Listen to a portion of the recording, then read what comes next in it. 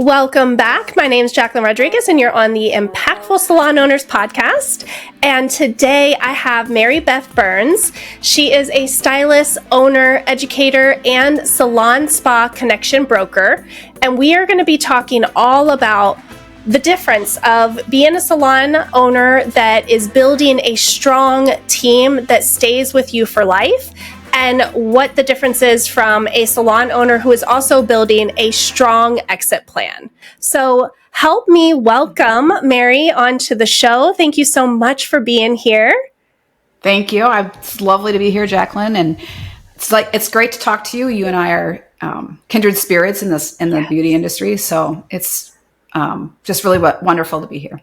I appreciate you taking the time, and tell everybody a little bit about yourself and, all the things that you've done in the industry, because you've done a lot.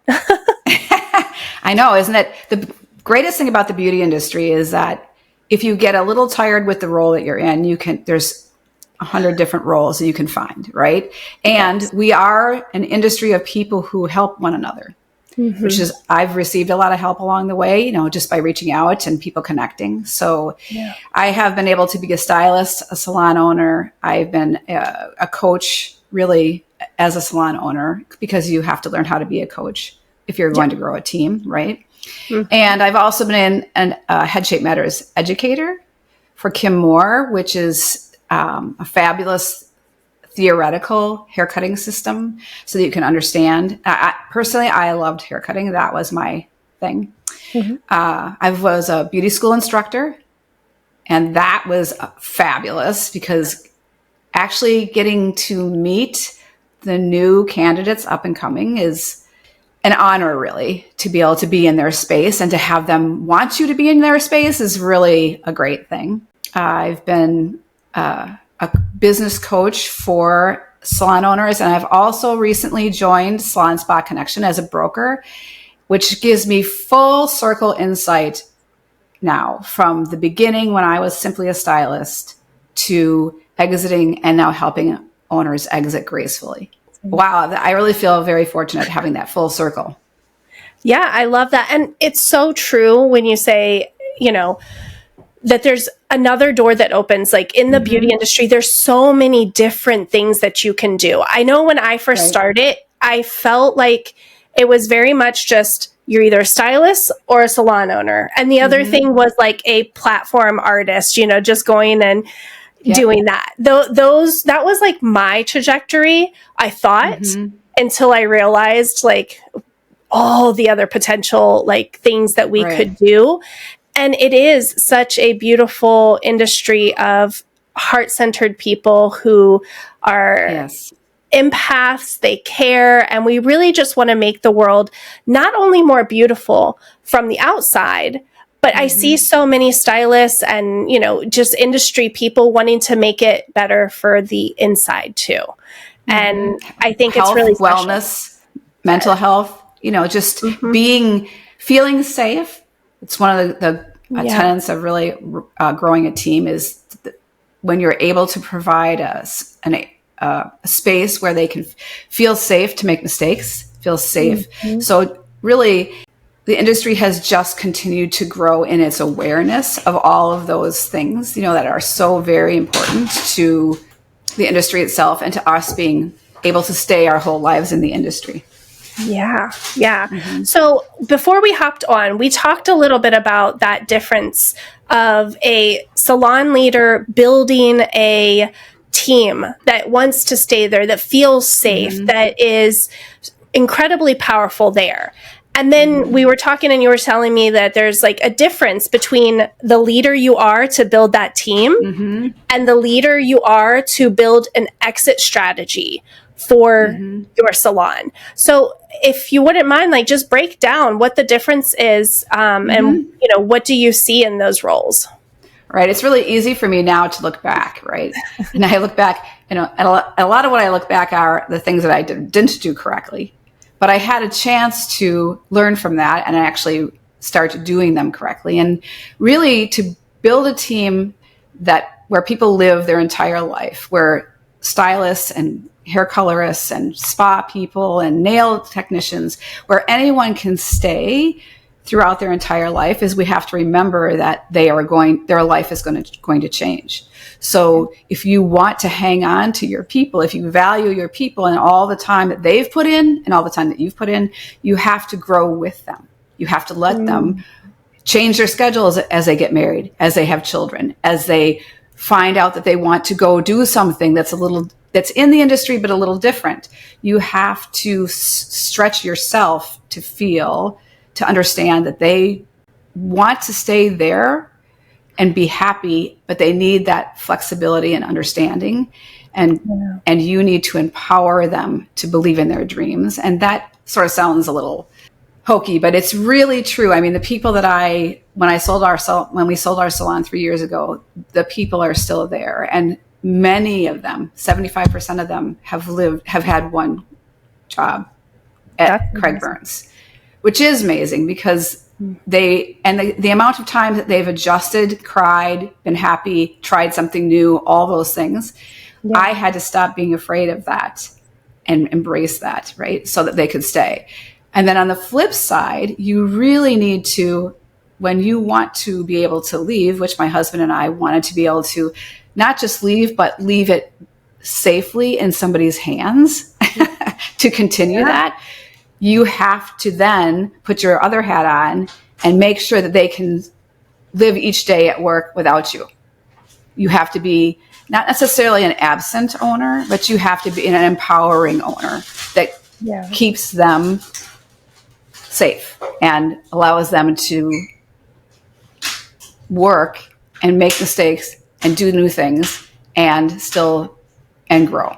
Oh, for sure. I can see how it is two different roles and hats. Because as a salon owner, I mean, we wear so many hats. And it's really, for what I have learned over the last 14 years of running my own, is truly that we have to recognize what hat we need to put on and really stay focused in that moment of what hat we have on so that we can do that piece well. Because we can't just wear one hat the entire time. Like, we've got to go back and forth.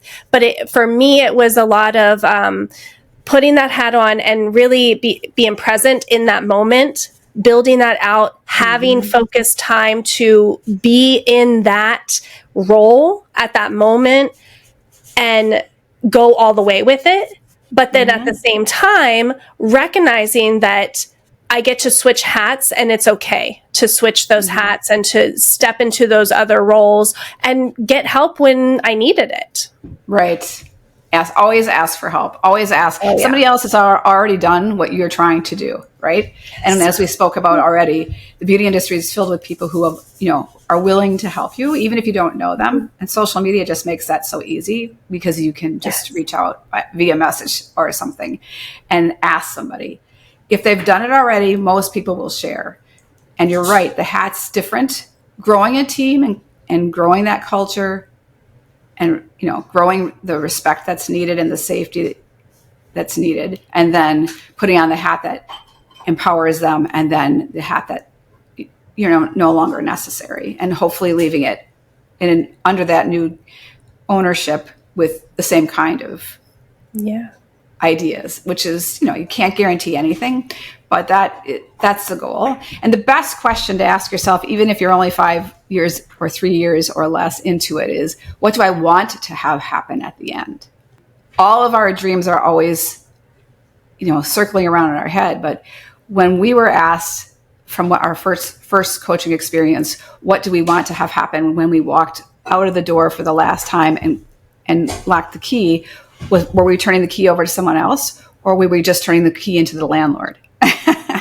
And that makes a huge difference. And when somebody asks you that and you have no idea, it's somewhat frightening. Yeah. And it's a very good question to ask. Like, what kind of business do you want to build? And I know that you're actively building awareness around clean, which is a really important aspect of our industry, right? But what kind of business do you want to build? And then what do you want to have happen at the end? Even if it's 10 or 15 or 20 years later. Yeah. And some of the salon owners that I've talked to and that are in my programs and everything, we're building out like this. It's more of a legacy of like, what is the impact that we want to have, right? Because we're talking about clean, sustainable, holistic practices. When we talk about that mental health and the well-being and wellness in the salon, that's what we're building. But some of them, like, they're in that stage of really loving and they can't see ever selling it or ever not being in it. And I always tell them, it's like, that's great. You don't have to. But that whole key of being able to walk away and knowing that your team is okay because it runs without you, even if you want to be there all the time, has always been something that I keep in the back of my head of like, okay, I want to be there. I want to show up, but I want to also build a business that if I want to take a month off, like I can, I know that I can. Or if I want to sell it at the end, I know that I can. It's really about, and you'll love this word, sustainability. Do you want your business to have that same sustainability? And for us, our salon that we don't own anymore is still named after us, my husband. So it is sustaining its name as long as the new owner decides. It's sustaining the workforce. It's sustaining their monetary levels, even though we left. And we also are sustaining our relationships because even though we're not there, we are appreciated, valued, invited to the weddings that are still happening for the people that we still hired, right? So it is leaving a legacy. I mean, I feel like our company is a legacy company. And I feel like when you raise people up and teach them as you work hard at every single day, the best practices, they then continue that value after you're not there or not in their voice, not in their ears anymore. And it becomes their value. Or they came with that value and you developed the value, right? Because a lot of times, if you are a clean company, you'll attract people who are already feeling that, but don't understand what it means or how to put it into practice. That's true of any other things that are important to us today, besides clean. But clean is important for a lot of reasons because it's a point of difference. Well, and that was going to be my next question is, I mean, you've seen so much of the industry and, part of what I do is where I'm still raising a lot of awareness around being a clean and sustainable salon because not everybody knows, one, that's an option, or two, why it's so important. So I would love to hear your take on like, what is the difference? And what is the difference between like a traditional salon and a clean and sustainable salon? And what is that, you're differentiating yourself, but how is that actually playing out when we're talking about the role of building out that team that stays with you? What do you see happening there? Well, I think that for us, because we've been in the industry so long, what we felt was clean in the beginning of our tenure was different.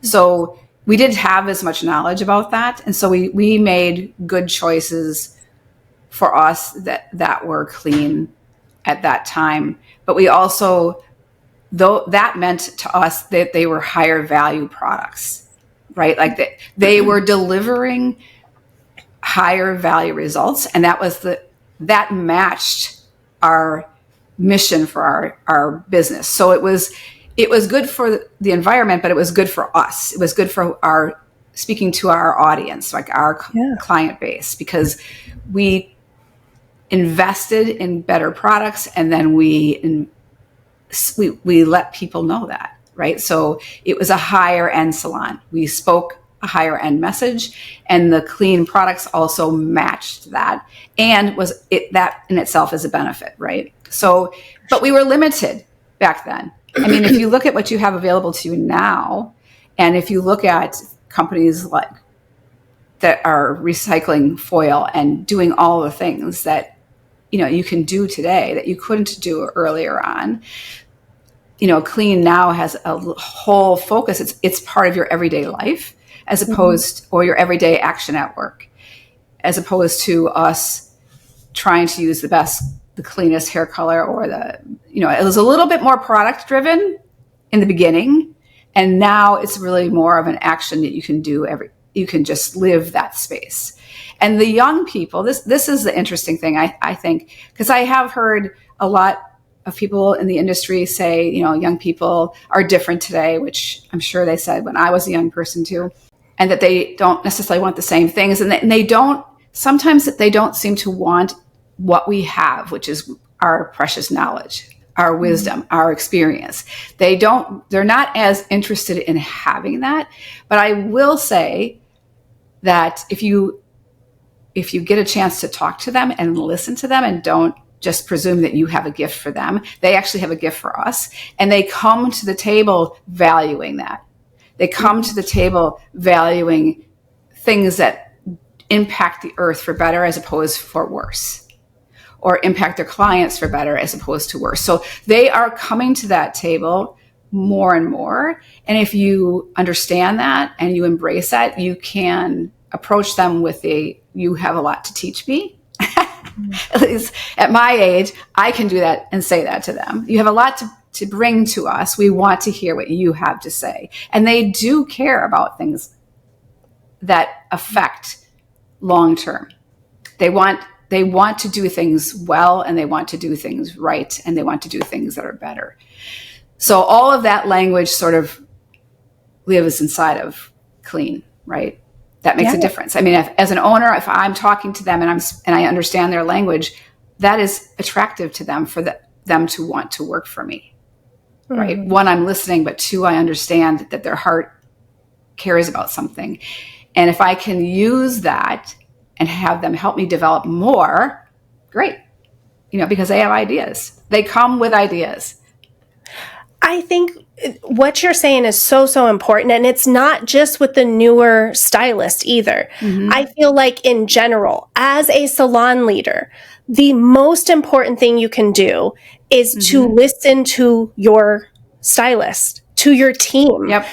It's Absolutely. not just the new ones, because I will say over, 14 years, when I started, there wasn't a whole lot of options of clean or sustainable either. I had to build a lot of this out based on what was important to me. But as I started to hire and bring stylists on, even to this day, they have a say in what we're doing, because together we've built a beautiful culture of being able to all have ideas. It doesn't just come from the owner. I think as the owner, sometimes we're saying, oh, well, it's my business, my way or the highway. You've heard them say that. You've seen that happen and play out. Yes, I have heard them say that. It didn't work for me. I can say that. That did not work. So don't, there are ways that do work better. Yeah. And this coming from I do have to keep my values in play. So when somebody brings something to the table that maybe doesn't fit into our values, that doesn't mean I shoot it down completely. We have a conversation around it and we talk about it and see. And then at that point, it's like, okay, well, I really understand this, and it doesn't fit in with the vision and the mission of the salon. And why is that important? Because we're talking about that on the outside to the clients over and over again.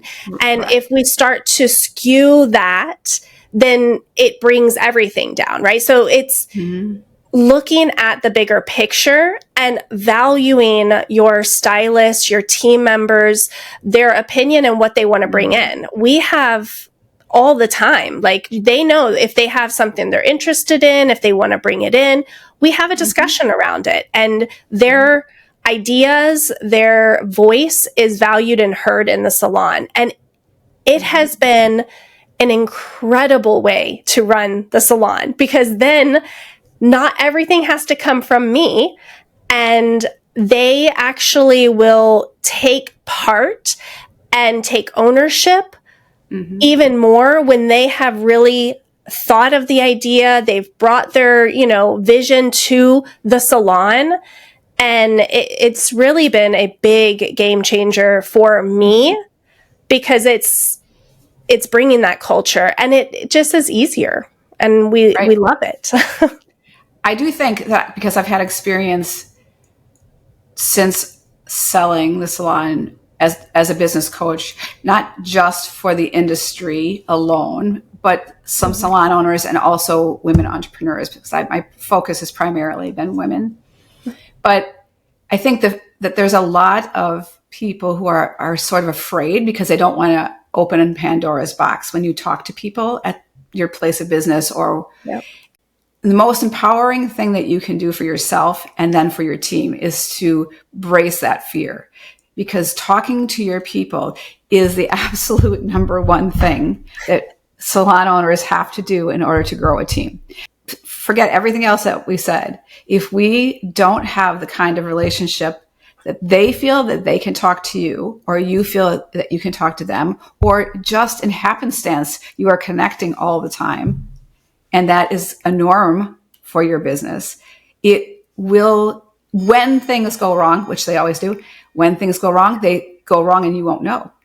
But when you are constantly connecting openly with your people, you find out that something is amiss and you have an opportunity to address it. And you may decide, like you said, that this is a no for us. Or you might decide that this is a great idea. I mean, we added quite a few services the last 3 years before we left that we had never done before, because we had young people who were stoked about doing that. And it was within our wheelhouse of what we believed. But we also knew what we believed. And that is the other second piece, is we knew from the very beginning we wanted to build a business that contributed to the community. The community knew who we were. We made the community better for being in it, which all kinds of things go into that, being clean, donating, all the things, right? And that it would be a place where people could stay. You could adapt your life as your life adapted in the space, and that our standards were always high, right? Our standards of delivery, clients came first, things like that. So we knew who we wanted to be. And we were able to communicate that. And then the last piece is, when you go into these schools to attract new team, or you are interviewing, they need to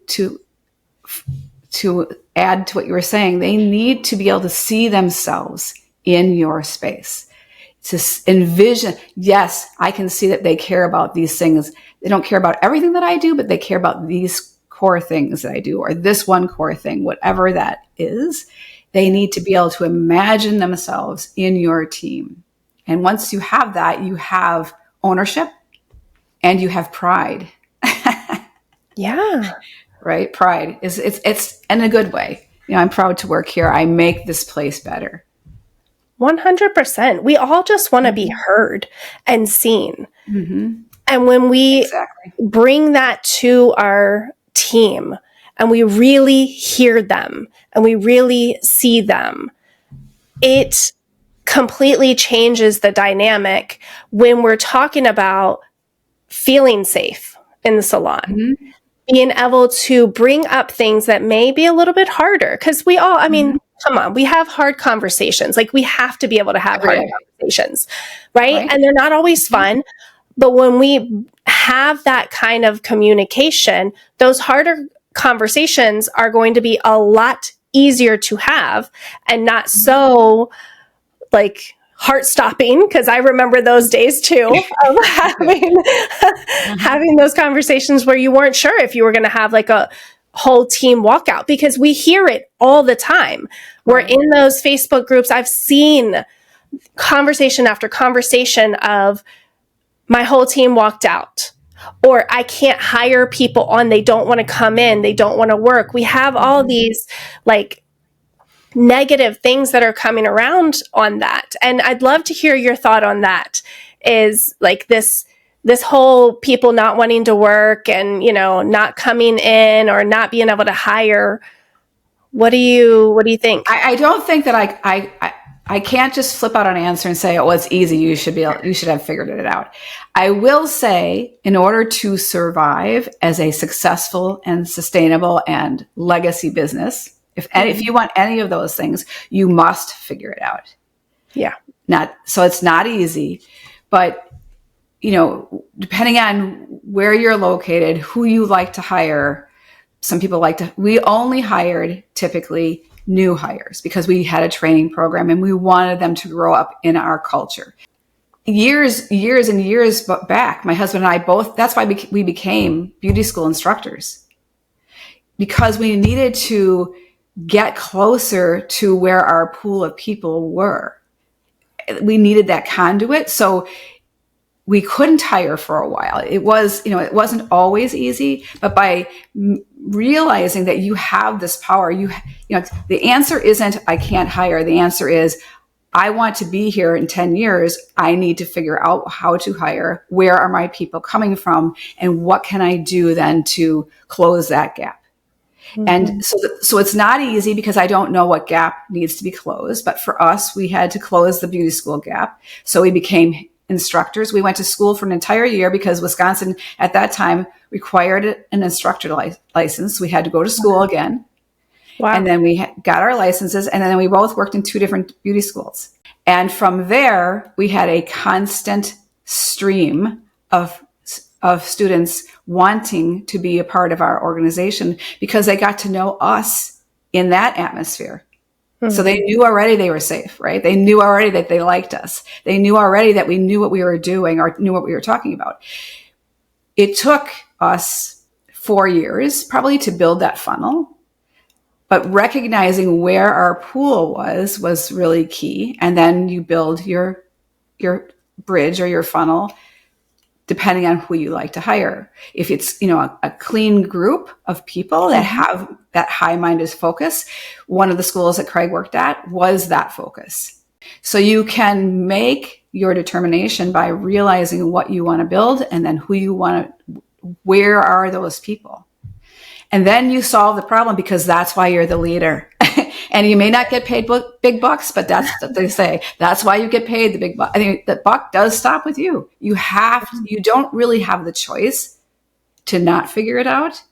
So you work and then you draw on the industry. You ask people. People have asked me, how did we have a constant stream? We still do have a constant stream that is coming off of that flow that we built.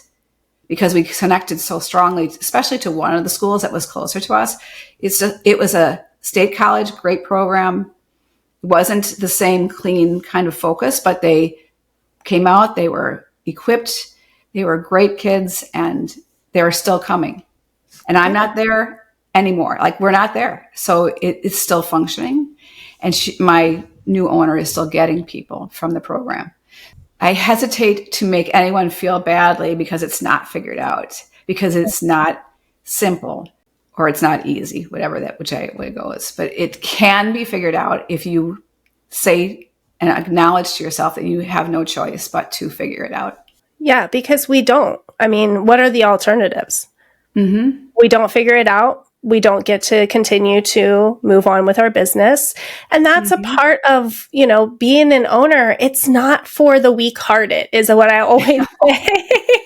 No, it's a good thing that most of us go into it without even realizing what we're doing, because that's really how a lot of us end up into it. We have a desire, we have one desire, and that is to be in the industry because we like it and do something better than we experienced so far. And that's basically where our knowledge is about business and all of that. The other thing I would say that's really important, and you could speak to this too, Craig and I could not have gotten to the point that we were at, that we were able to profitably sell our salon and the team would be there and continue on if we hadn't have had such good coaching throughout our years. We did not come to the industry knowing all the things that we needed to know. It was from 2004 to 2024 before we sold. But 2004, we started thinking about getting coaching. And over that 20 years, we had coaching from multiple different companies just to keep different viewpoints out there, because I like to learn a lot. Yes. I don't think we could have done it. I'm 100% sure I can say that I would not have been able to grow as much as I was able to without the continued coaching.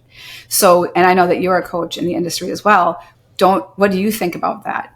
100%. I have had so many coaches, because when I got into it, now I am an entrepreneur through and through. Mm-hmm. My dad owned restaurants.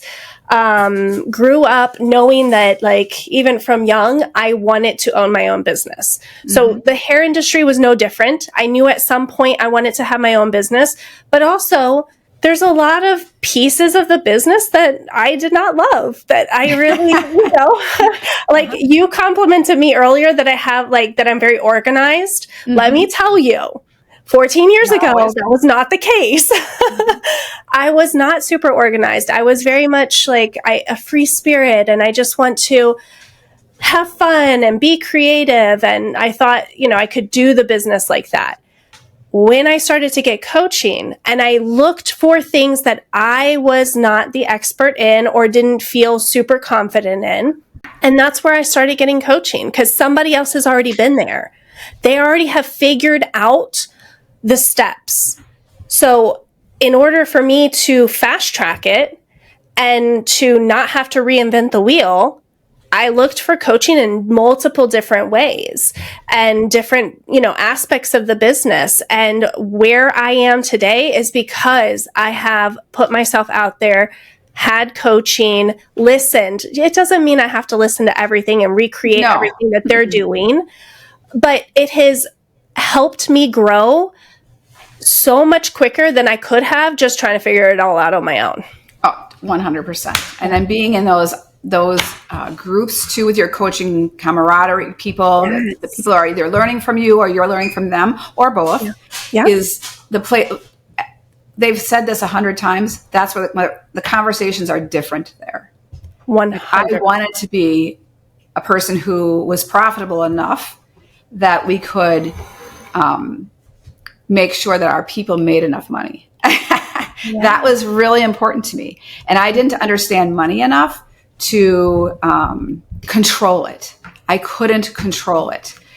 Money came in, money went out. I couldn't control it. So I spent a lot of years learning about my P&L, a lot of years learning about my balance sheet, a lot of years learning about cash flow, cash planning, and giving our team benefits so that they could have in our case, what we felt like was a real job. Like, we paid them differently than the average in the industry, and that's a whole other conversation, but we did not have commission at all. We paid them hourly plus bonus, so they always knew what their paychecks were going to be. We always had benefits, insurance, PTO, things that, education dollars, things that made it a real job. So we learned those things, or at least the impetus, the beginning parts of the ideas from getting coaching. We weren't smart. We weren't smart. And we had to also learn how to transition. Transitioning from commission to hourly is the scariest thing that you could ever do in your entire life, especially if you want to keep your team. And I will give my husband a lot of props here, because he's really spent a lot of time pre-thinking it, and we really went into it very prepared. And we addressed any kind of questions or arguments that they could have in the meeting, like in the pre-meetings, and encourage them to ask more, of course. But we did that transition with a team of, I don't know, at the time, maybe 20, and nobody left. Nobody ever left because of that. So, I know that there's a lot. I'm not saying one way is better or not, but for us, it was part of our mission to give our people a real job that they could stay at their whole career. It fit into our mission. So it was really important so I had to learn all of that. And we also then had to reframe it to work for us. Just because one coach says, this is a good way, I do believe that they are giving me good knowledge, but it's up to me to assimilate it, learn, and make it mine, right? It's about me making it mine for my people and our situation that is good for all. Not good for me and Craig only, but good for all. And that is a big, big reason why when I started my academy and started coaching to clean, sustainable, and holistic, every single cohort that comes through, I tell them, like, you're not trying to build a replica of my salon. I'm giving you the tools because you've got to figure out what's the most important to you, but you have to know the knowledge, the tools of what they are, how to implement them, how to start bringing them in. And then you've got to build something that is speaking to you, your people, your vision, your mission, and your legacy that you want to leave. And that's a part of like taking these different nuggets and figuring out not how to reinvent the wheel, but how does it fit into your wheel and what you want. Right. And it's really a good feeling, don't you think? It's like when we felt like it was ours, this is who we are. This belongs to us. Like it's very empowering. It's very empowering to understand your money. First of all, let me just say that. It is very empowering to understand your money. I cannot tell people enough that is the most foundational thing, especially when other people depend on you for their money. So it's also very empowering to own who you are. This is how we do good in the world. This is how we do good in our community. This is how we do good and value an 18-year-old stylist is giving me their life, right? Basically, you work more than your home. So basically they're coming into our family or our tribe or our culture, whatever way you want to describe it. And they're giving it to us. It is empowering to know that you're doing the best that you possibly can to care for that and to honor that. I guess that's the best way I can say it. Yeah. And I honestly could just keep going and talk all day. I know. That's how I felt the first time we met. Yeah, I know. Especially it was at Premier Orlando, right? Yes. Yes. Great conversation. You are so, I mean, if you don't know Jacquelyn yet, you should, because she's empowering. She's positive. I mean, you are all the things. And it was a very great way to meet you. And actually that facilitated this. So this is a really great thing, right? Mm-hmm. Yeah. For me, relationship building is so important. I love the industry. I love getting to know people, talk to people, share like the goods, the bads, all the things, because it's important. I think that we feel very alone in this journey of being an entrepreneur, of being a salon owner. And like we've said a few times on this podcast, is you're not alone. It's just a matter of putting yourself in the right rooms, the right positions, and being open and asking for help and talking to people, because it's very different now. And I wonder if you feel this way. When I go in and I'm talking to other salon owners now is very different than 14, 15, 20 years ago when I got into the industry.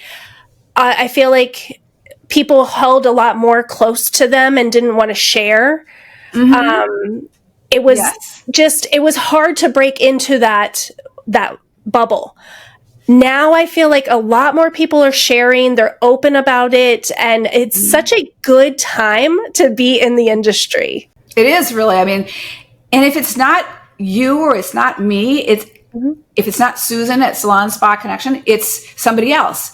I mean, the great thing about, there's a good and bad for the whole social media thing. And the great thing about social media is that we have access to people speaking out about things that they're learning, even in the process of learning, rather than waiting until you're learned, right? We're sharing, we're sort of stumbling forward, and we're embracing that.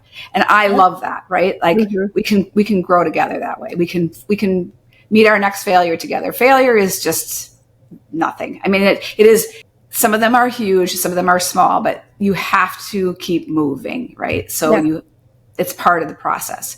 But right now, everybody shares so quickly. And I think, but I wasn't sure in the beginning, and maybe you could quickly answer this, but I was less likely to share in the beginning because I was so consumed with keeping my people. And I was so insecure myself as a leader that I don't know, I can't tell you honestly if I didn't share back then because I was afraid or I was in a different space and now I'm not, and I haven't been for a long time, or if it's just a big industry shift. It could be both.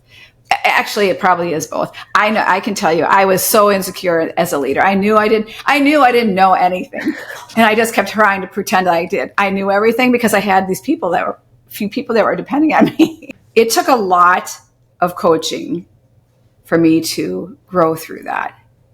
And which just goes back to my affirming of, and it doesn't need to be one coach. In fact, I really believe you should have multiple different coaches for different reasons, right? I had 2 coaches outside of the industry completely because I wanted to make sure that I was learning good, well-rounded business principles that weren't just specific to our industry.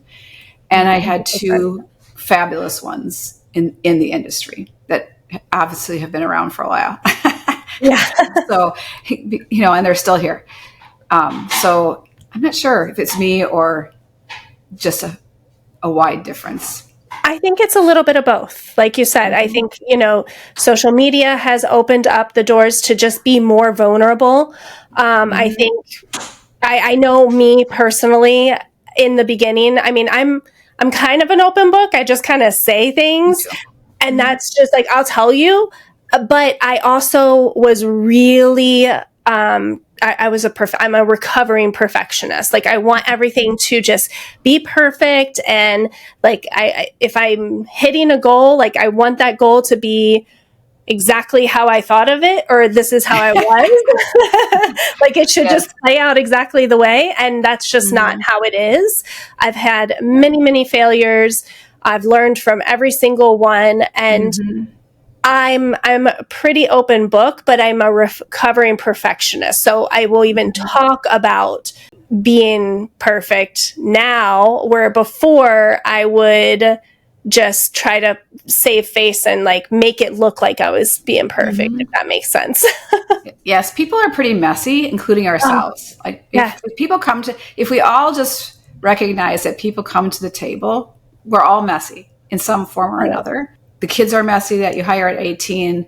The people that you hire who's had 3 different places of work before you, they're messy. Everybody is a little bit messy, and including, and it's hard for us to admit that we are also messy, right? And we can be recovering perfectionists or recovering from some of the things, but I just think people just want all people just want real conversation. All people just want to be able to make a mistake. All people just want to be heard and valued, just like you had referred to. And if we just remember that, I think we're 10 football fields ahead. 100%. People are messy. Love them anyway. And to circle back and tie this all in, as we're building that culture and we're talking to our stylists, remembering that you get to show up transparent. Like, I'm not going to be perfect all the time. If I mess up, talk to me. Let's talk it out, and we learn from it and grow from it. And they need to be able to feel comfortable to come to you, and vice versa. Correct. Know that when you're holding high standards, it's for the greater good of the salon. And we talk about it and we bring these things to the table, and that it is an open table to come to with the good, the bad, the ugly, the whole 9. And as you build out a salon and a team that feels safe and comfortable, that's where people do stick around. I think so. I mean, certainly not everyone that we hired stuck around, but I think that the clearly in the last 20 years of our 40-year tenure, we did a much better job. And that's because I was better. Everything starts with us, right? The more we seek being better, the more we can share that better. So that's probably my best takeaway. We just need to be better, right? Yes. And I think that's a great way to wrap up the show. And, keep listening, keep tuning in. Please go in and follow Mary. So share with us where we can connect with you the easiest. Sure. Well, you can always go to Salon Spa Connection and you'll find me there, because I love this space of helping salon owners exit beautifully and wisely. And wisely meaning, if there's money to be had, we need to, understand that. Yes. Because it's important, right, for later in life. Salon Spa Connection. But you can, my personal Instagram is radmimi, and you'll recognize me because my hair usually gives it away. I'm on Facebook, Mary Beth Berns. I just really feel very fortunate at this point of my life, 67, to have spent my entire adult life in the beauty industry in some aspect or another. And if I can have a conversation or if I can answer a question, that's what I'm here for. Or help someone facilitate selling their salon, or even just growing a team, coaching, getting started, putting down your principles, just having the conversation. It's usually it's not hard. It's just making it an intentional conversation. I love it. Thank you so much for being here. Thank you for being you. I loved our conversations. We're going to keep this relationship going. And yes, we are. Yes. And thank you everyone for listening, tuning in. Make sure that you go in, follow us, ask questions. And like I always say, I truly am here to have those relationships. So DM me, DM Mary, and we'll keep this conversation going. Thank you so much. And we'll see you on the next one.